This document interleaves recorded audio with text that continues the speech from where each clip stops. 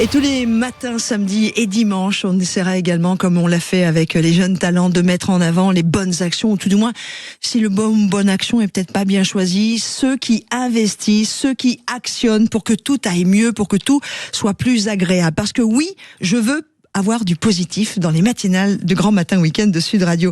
On va, si vous le voulez bien, allez, suivez-moi. Allez en Bretagne.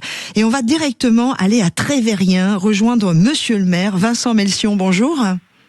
Oui, bonjour. Merci d'être avec nous. Je vous invite ce matin dans les Grands Matins Week-end de Sud Radio avec toute l'équipe de cette émission pour parler de ce qui vous est arrivé. Car oui, il existe encore des gens, hommes et femmes, qui font des choses bien. Déjà, j'aimerais que vous nous parliez de votre contexte. C'est-à-dire que la mairie ou la ville de Trévérien avait un problème avec son école. Alors, la commune de Trévérien n'avait pas de problème, mais c'est-à-dire qu'on avait un Algeco un peu vétuste et on avait comme projet d'investir dans une nouvelle construction. Et le projet a été lancé et là, il y a un généreux donateur qui s'est proposé pour financer l'intégralité des travaux. Alors, ce généreux donateur, c'est pas quelqu'un qui est passé par là, c'est quelqu'un qui est né à Trévérien, qui est originaire de ce très joli village de Bretagne. Oui, c'est ça. François Pinault a passé toute sa scolarité au sein de cet établissement il y a quand même quelques années maintenant. Mais il y garde une attache très fraternelle et très sincère, je pense, puisque depuis des années, il nous accompagne dans toutes les activités, qu'elles soient pédagogiques ou liées aux investissements de l'école. Vous êtes situé en Ille-et-Vilaine. Vous avez en plus, grâce à ce chèque, on va pouvoir en donner la somme, offert par François Pinault, reconstruit, mais rénové aussi face aux enjeux climatiques, construire une école qui y répond. Oui, alors en Bretagne, il pleut souvent que sur les bip, mais en l'occurrence, en ce moment, il fait un petit peu chaud. Mais c'est vrai que je vous avoue que voir le bourg avec les fenêtres fermées, on se retrouve un peu cloîtré, surtout en ce moment, mais bon, ça va revenir, il n'y a pas de souci. De toute façon, il faut quand même faire preuve de résilience et essayer de surmonter, de s'adapter aux crises qui sont de plus en plus récurrentes. Et or, celle-ci, celle que nous vivons en ce moment, et bien effectivement, elle est au cœur de nos préoccupations.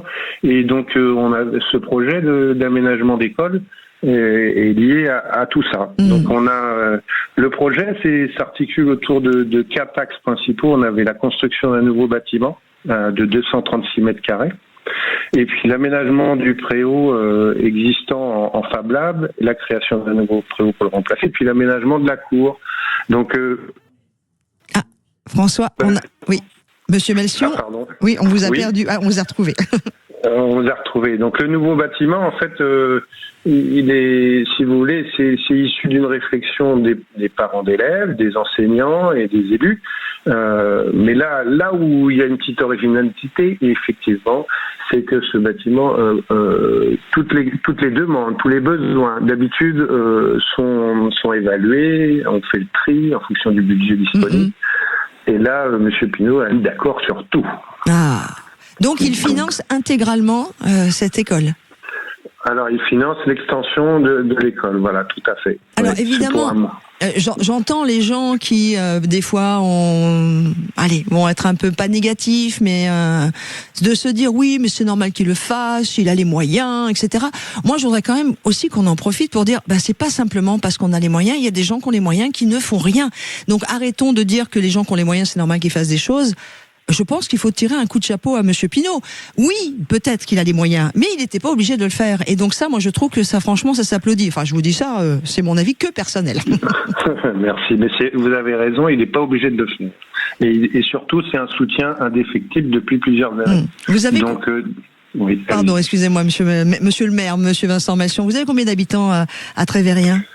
C'est un petit village, on parle pas d'une ville, on est à 940 habitants. Donc, ça reste tout à fait modeste. Mais voilà, donc les enjeux climatiques, on les a aussi à notre niveau. La preuve, on commence à replanter des vignes en Bretagne, c'est pour vous dire. Vous êtes au nord de Rennes, en Ille-et-Vilaine. Cette aide de François Pinault, vous l'avez dit, il s'investit régulièrement. Il aide sur d'autres projets du village auxquels il est très attaché, puisque c'est là qu'il a passé son enfance. Il y avait une scierie familiale là-bas de la famille Pinault. Oui, c'est ça, mais c'est en fait toutes ces initiatives sont des propositions de sa part. Quand on a des projets, il est toujours à l'écoute de ce qui se passe sur sa commune d'enfance et du coup très attentif à pouvoir répondre quand il le souhaite.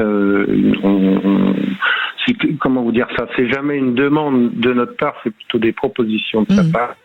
Et on a eu des rénovations d'églises aussi qui ont été conséquentes. C'est cool. Effectivement. Combien d'enfants à l'école de Trévérien ? On est sur un effectif de 70 à 80 élèves. D'accord. Voilà. Et quel type de maternelle à fin de primaire ou ? Oui, c'est les classes élémentaires et classes maternelles. Ça fait 4 classes avec 4 niveaux. Qui sont bien remplis pour l'instant. Enfin, on est sur un effectif correct. Et l'ouverture est prévue quand de la nouvelle école ? Les travaux vont commencer ? Alors l'école est déjà ouverte. C'est l'extension sur l'accueil périscolaire qui est prévue dans 1 an. Bon, eh ben super. Vous nous tiendrez au courant. Monsieur le maire, monsieur Vincent Melcion de la commune de Trévérien. Merci d'avoir été avec nous dans les Grands Matins Week-end pour nous annoncer cette bonne nouvelle. Merci et bonne journée à vous. Et bravo à tous ceux qui actionnent, qui investissent, qui aident pour le côté positif. Là aussi, vous avez aussi une belle histoire à nous raconter. Un entrepreneur, un perso qui a voulu aider. Vous nous écrivez, je participe @sudradio.fr. Vous mettez bien Grand Matin Week-end dans l'objet de votre mail. Allez, à suivre, on va parler santé et canicule. Canicule.